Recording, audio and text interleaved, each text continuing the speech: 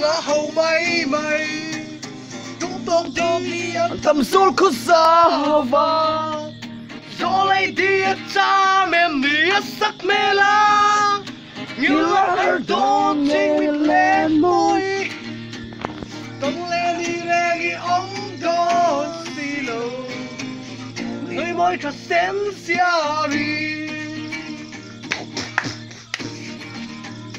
cả ngày na địa tu vẫn về ila em tin mình vẫn lâu trang về ăn come on in môi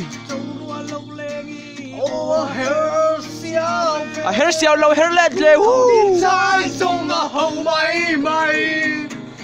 tung tóc thì tầm gió cả xa và gió lấy đi xa mềm ní sắc mê la Ramadan đón chim mình lên môi